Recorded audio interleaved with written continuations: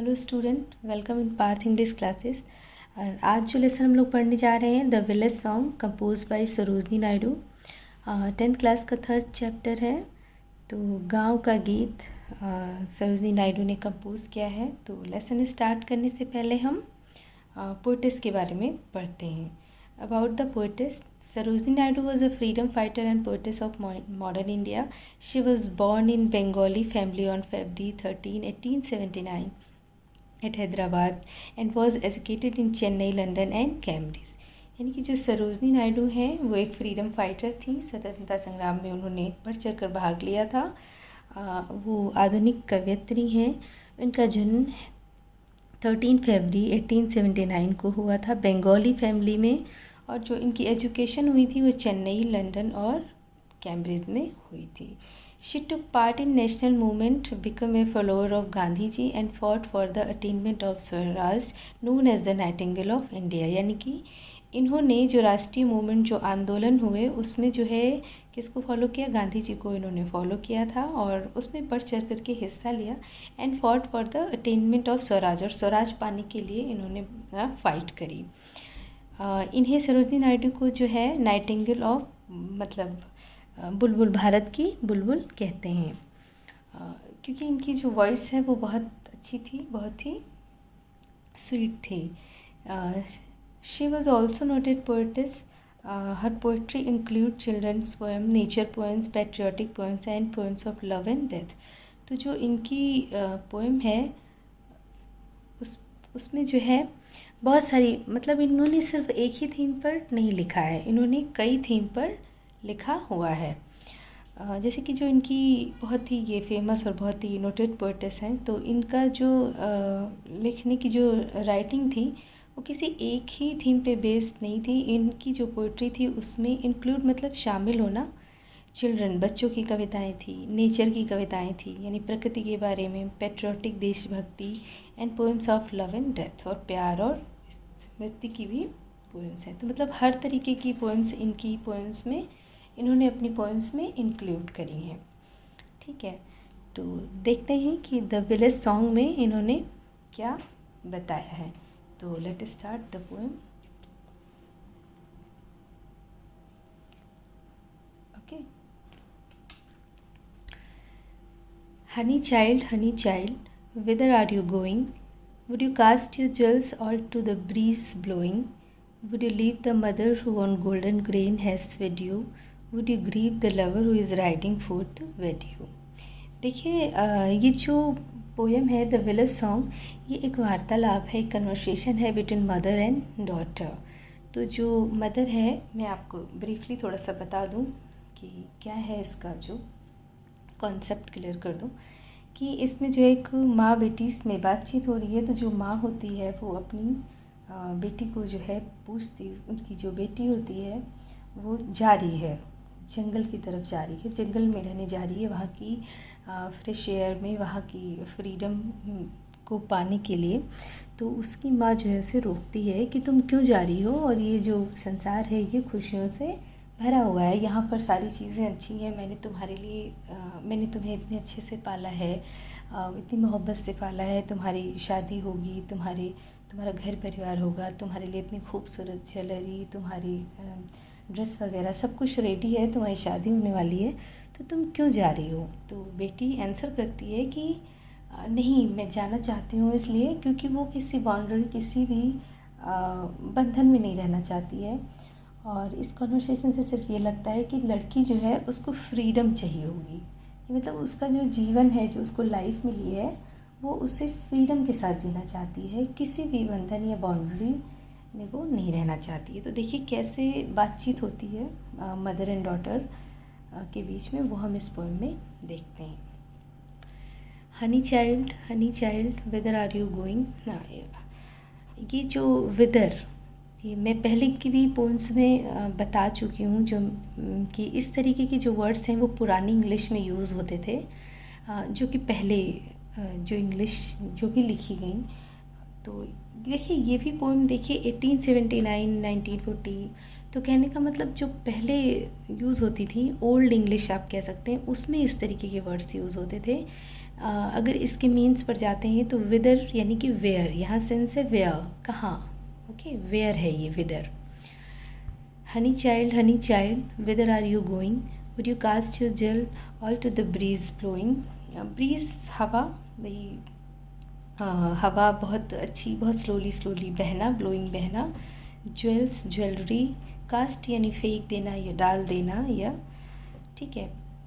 तो पूछती है मदर कि हनी चाइल्ड, मेरी प्यारी बच्ची तुम कहाँ जा रही हो। Would you cast your jewel, मतलब क्या तुम वो अपने सारे जेवर जो तुम्हारे लिए बनवाए गए हैं तुम्हारी शादी के लिए, इतने खूबसूरत जेवर, टू ऑल ब्रीज ब्लोइंग, क्या तुम उन्हें फेंक, कास्ट मतलब डाल देना या फेंक देना, क्या तुम उन्हें फेंक दोगी इस बहती हुई हवा में, क्या इस जो बहुत धीरे धीरे बहुत अच्छी सी हवा चल रही है, क्या तुम अपने सारे जेवरात जो जेवर हैं तुम्हारे गहने हैं वो सब क्या तुम फेंक दोगी। Would you leave the mother, leave means छोड़ना, मदर हु ऑन गोल्डन सुनहरा, ग्रेन मतलब अनाज से है सेंस, फीड पालना, ठीक है। तो गोल्डन ग्रेन यानी अनाज कोई सुनहरे कलर का नहीं होता है, बट ये कि यहाँ सेंस है कि मैंने बहुत अच्छे से पाला है तुम्हें, अच्छी चीज़ें खिलाई, तुम्हारा कितना केयर किया है, वो सब चीज़ें दी हैं जो तुम्हें चाहिए। तो वो कहती है कि क्या तुम मतलब अपनी माँ मुझे छोड़ दोगी, who on golden grain has fed you, जिसने तुम्हें सोने के दानों से पाला है, जिसने तुम्हें अच्छी चीज़ें, तुम्हारे मन की चीज़ें, तुम्हारी जो तुम्हें चाहिए थी वो अच्छी चीज़ें खिला कर के बड़ा किया है, तुम्हें पाला और पोसा है।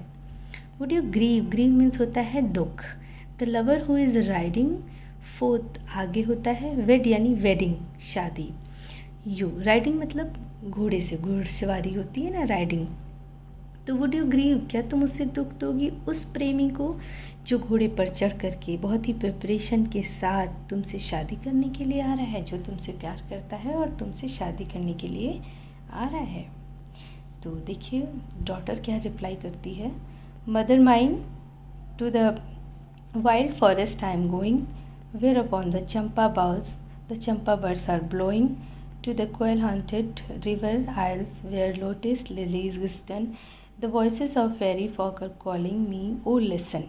क्या कहती है कि मेरी माँ, मैं जा रही हूँ उस जंगल की तरफ, जहाँ पर मैं उस जंगल की तरफ जा रही हूँ, वेयर जहाँ पर, अपॉन द चंपा बाजेज यानी कि जहाँ पर चंपा की टहनियों में, चंपा की डालियों में, द चंपा बर्ड्स मीन्स कली, बर्ड्स मीन्स टहनी डाली, ठीक है। तो जहाँ चंपा की टहनियों में चंपा की कलियाँ खिली हुई हैं। टू द कोयल मतलब कोयल, ठीक है। कोयल हॉन्टेड रिवर आइल्स, ये द्वीप समूह, जहाँ नदियों के द्वीप समूह हो, द्वीपों पर, नदियों के द्वीपों पर, लोटस कमल, लिलीज, कुमुदनी होता है ना जो उसमें पानी में खिलता है, ग्लिंस चमकना।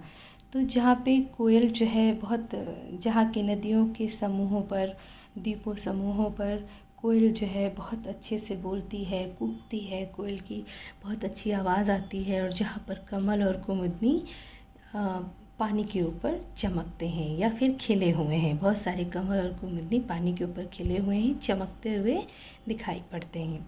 The voices of fairy folk are calling me, और जो परियों की आवाज़ है, जो परियों का एक झुंड है, फॉल्क मीन्स होता है झुंड, फेरी मीन्स परी, वॉइसेस वॉइस मतलब आवाज़, जहाँ से कि परियों का एक झुंड जो है खड़ा हो करके मुझे पुकार रहा है, परियों की वॉइस आ रही है, मुझे बुला रहे हैं, और लिसन सुनो। तो मतलब मैं वहीं जा रही हूँ, मदर माइंड मैं वहीं जा रही हूँ। तो फिर से जो है मदर क्या कहती है, honey child the world is full of pleasure, of bridal song and cradle song and sandal scented leather, your bridal robes are in bloom, sylvan and saffron glowing, your bridal cake on hearth, oh whither are you going। तो क्या कहती है कि मेरी प्यारी बच्ची, ये जो संसार है फुल ऑफ प्लेजर, बहुत ही खुशी, प्लेजर मीन्स होता है खुशियों से भरा हुआ है, और ब्राइडल सॉन्ग शादी का गीत, क्रेडल सॉन्ग पालना गीत, सैंडल चंदन, सेंटेड खुशबू, लेज़र फुर्सत। तो कहना का मतलब ये बताना चाहती है, उनकी मदर बता रही है अपनी बेटी को कि तुम्हारी शादी के गीत होंगे, उसके बाद शादी के बाद तुम्हारे बच्चे होंगे, उसमें पालने के गीत होंगे, और फिर उसके बाद सैंडल सेंटेड लेज़र और बहुत ही फुर्सत के वक्त होंगे जो चंदन की खुशबू की तरह बहुत ही खूबसूरत पल होंगे जो तुम अपने पति और अपने बच्चों के साथ बिताओगी। योर ब्राइडल रोब्स मीन्स होता है पोशाक, ठीक है। ब्राइडल मतलब शादी की, एंड लूम मतलब जहाँ एक करघा जहाँ पे बुनाई होती है, कताई होती है। सिल्वर चांदी के, सेफ्रॉन केसर ग्लोइंग चमकना। तो कह रहे हैं कि तुम्हारी जो शादी की पोशाक है, रॉब मतलब एक लंबी ढीली सी पोशाक होती है जो ऐसे ओकेजनली पहनी जाती है। तो जो तुम्हारी शादी की पोशाक है वो कतने के लिए, बुनाई के लिए पड़ी हुई है, जो सिली जा रही है, बनाई जा रही है, और जिस पे सिल्वर, चांदी और केसर चमक रहे हैं। योर ब्राइडल केक यानी कि तुम्हारी शादी का केक ऑन द हाथ। देखिए हाथ, फिर एक वर्ड ऐसा आया जो कि ओल्ड इंग्लिश में यूज़ होता था। तो हाथ मीन्स होता है जो भट्टी होती है ना, आपने देखा होगा भट्टी जिस पे मिठाई वगैरह बनाते हैं, तो भट्टी की राउंडस जो जगह होती है, जो ज़मीन होती है, उसको हाट बोलते हैं। जहाँ भट्टी रखी होती है उसके अराउंडस जो ज़मीन होती है उसको बोलते हैं हार्थ, ठीक है। तो केक से मतलब मिठाइयाँ, यानी कि तुम्हारी जो शादी की मिठाइयाँ हैं वो भट्टी पर चढ़ी हुई हैं, बन रही हैं। ओ वेदर आर यू गोइंग, और तुम कहाँ जा रही हो। तो देखिए फिर वो क्या रिप्लाई करती है बच्ची। The bridal song and cradle song hand cadences of sorrow, the laughter of the sun today, the wind of death tomorrow. For sweeter sound the forest knows, where forest stream are falling. Oh mother mine, I can't stay, the fairy folk are calling. तो क्या कहती हैं, देखिए भाई शादी का गीत कहती है कि माँ शादी का गीत, पालने का गीत है, कैडेंस ऑफ सॉरो, ये सभी पल भर के हैं, इनमें भी दुखों की छाप है या ताल है, यानी कि आज खुशी है कल फिर वही दुख होगा। तो इनमें भी ऐसा नहीं है कि इनमें दुख नहीं है, इनमें भी दुख है। सॉरो मीन्स होता है दुख। The laughter of sun today यानी कि जो आज सन की, जो सूरज की रोशनी है और उसमें खुशी है, उसमें चमक है। The wind of death tomorrow, तो वही जो है कल क्या हो जाएगी, मौत बन जाएगी। वो जो आज की हंसी है वो कल हवा, मतलब वो जो मौत की हवा में बदल जाएगी, या फिर मौत में बदल जाएगी, या फिर दुख में बदल जाएगा। जो आज की खुशी है वो कल दुख में बदल जाएगा। For sweeter sounds of forest, तो लेकिन इसीलिए मैं जहाँ जा रही हूँ, मैं उस जंगल में जा रही हूँ जहाँ पे बहुत ही मधुर वॉइस आ रही है, बहुत अच्छी सी वॉइसेस वहाँ आती हैं। Notes where forest stream are falling, जहाँ पे जंगल के जो झरने हैं, स्ट्रीम मीन्स होता है झरने, तो जहाँ जंगल में जो वन के झरने हैं वो गिर रहे हैं और उनकी बहुत अच्छी वॉइस जो है वो आ रही है।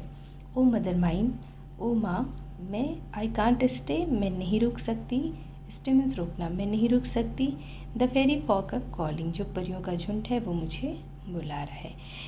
ओके, तो इन शॉर्ट मतलब वो सिर्फ जो लड़की है उसको फ्रीडम चाहिए होगा। वो कहेगी कि बेशक जो जंगल है वहाँ पे चैलेंजेस होंगी, मुश्किलें होंगी, लेकिन फिर भी उनको फेस किया जाएगा, एक चैलेंज को फेस करेंगे फ्रीडम के साथ। लेकिन किसी बाउंड्री में रह करके या किसी बंधन में रह करके वो नहीं जीना चाहती है। जो लाइफ मिली है उसमें डिफ़िकल्टीज़ को वो फेस करेगी, चैलेंजेस को फेस करेगी, लेकिन फ्री रह करके, फ्रीडम यानी वो किसी भी बंधन में नहीं रहना चाहती है।